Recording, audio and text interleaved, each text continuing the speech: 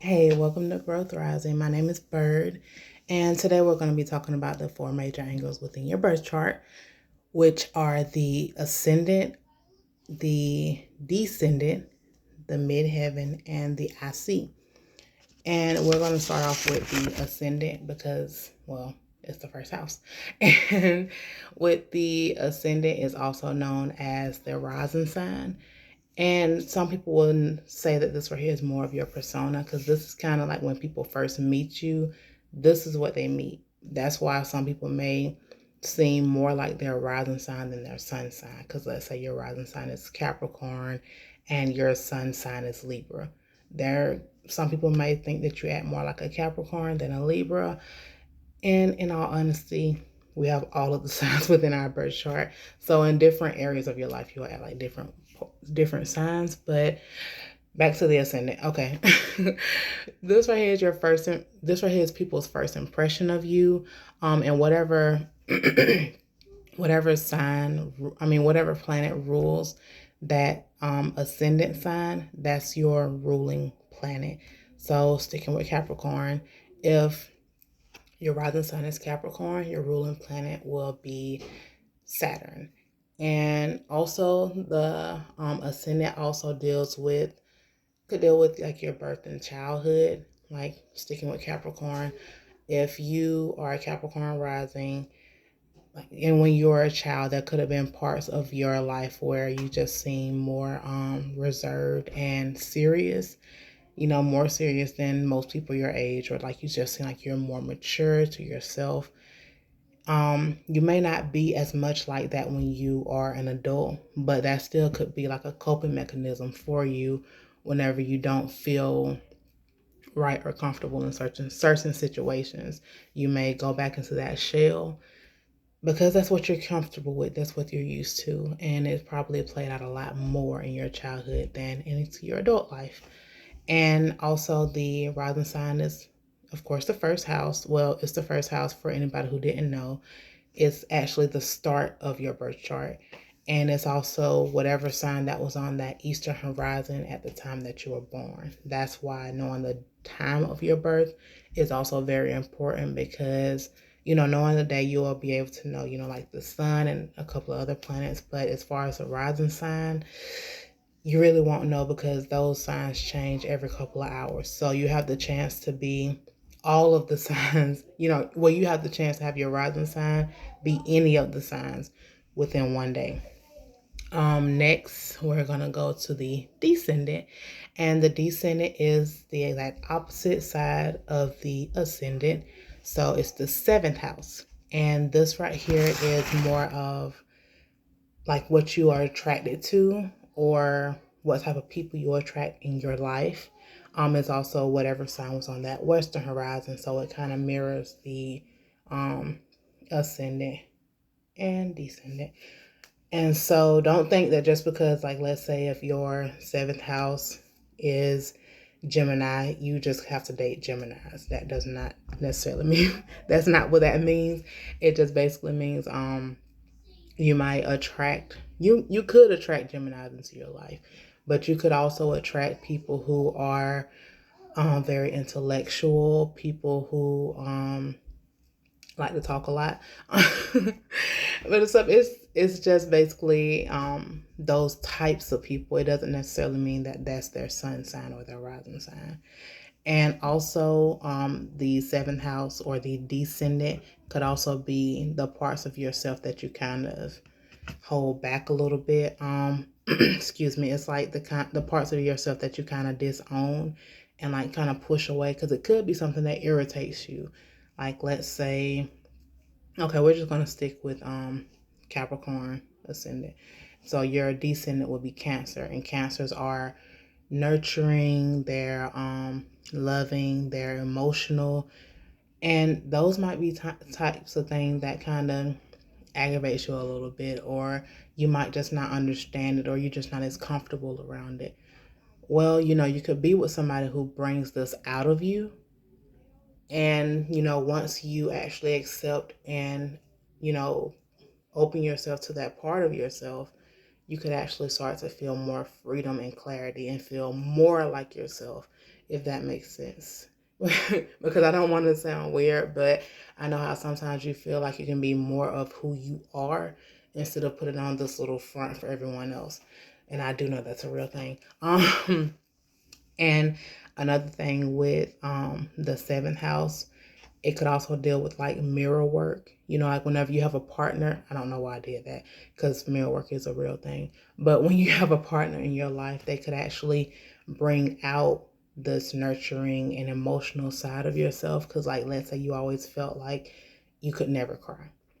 You never felt like you could ever cry, and like being around people who cry could kind of make you feel like I'm not really a fan of that. I really don't want to be around this person if they're crying. I don't like not as if you're saying you're a terrible person because you're crying. It's just it's something that kind of just rubs you the wrong way, and you don't necessarily know how to handle people who are crying.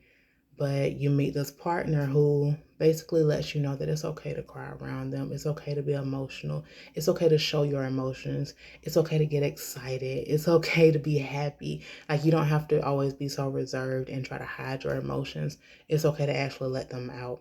So that's kind of some of the stuff that you'll see with the descendant. And I'm not sure if I said this earlier, but it's whatever sign was on the western horizon at the time of your birth. And I think that's all that I wanted to say. Oh, and another thing, the ascendant is kind of what you give out to the world, and the descendant is kind of like what you receive from the world or receive from other people. So that's just another thing with the ascendant and descendant. Okay, and the midheaven is what's at the very top of your chart. So it's also known as the MC or the medium Coley. I think I'm saying that correctly, but we're just going to say midheaven or MC. And it's the highest point of your chart. It's the most public part of your chart. And it also represents your mission, your goals, and basically your contribution to life. A lot of times it is associated with your career, although it might not necessarily be what your career is. It could definitely be, well, it will, most likely be in that area. Like, let's say, Libra. We're just going to say Libra.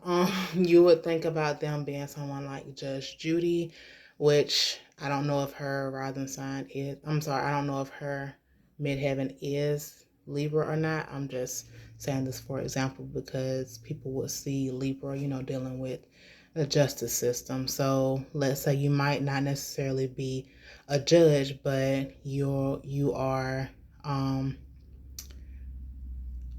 a police person, policeman, policewoman, a police person, and so you're still helping to bring justice, or a security guard at a prison. And I'm pretty sure there's a lot of other jobs that will bring justice, but these are just some of the first ones that come to the top of my head. And also, it also deals with your public reputation, because it's more of like how people might perceive you before they meet you. So they might see you in a certain light before they actually get to meet the real you.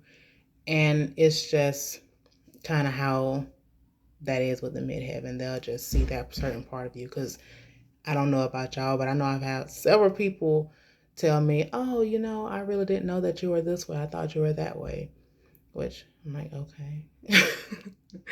But I kind of get what they're saying now, because sometimes we will perceive people to be one thing before we actually get to meet them. Not saying that they will never see your midheaven on you, but it's if it will be more in that, in the most public field. And next we're going to go to the IC or the nadir. It's the immune coli. Basically, that's what IC stand for. I'm not sure if I said that correctly, so don't quote me on it, but it's the IC or nadir. Nadir. It's the lowest point of your chart, so not everybody gets to meet this part. Like, it's the exact opposite of the midheaven, which everybody sees. The IC is stuff that everybody doesn't get to see it. Only the people who are the closest to you get to see it. And it represents your inner being. It's the most private. It represents one of your parents, because if we go to like how the basic chart is, it starts off with Aries.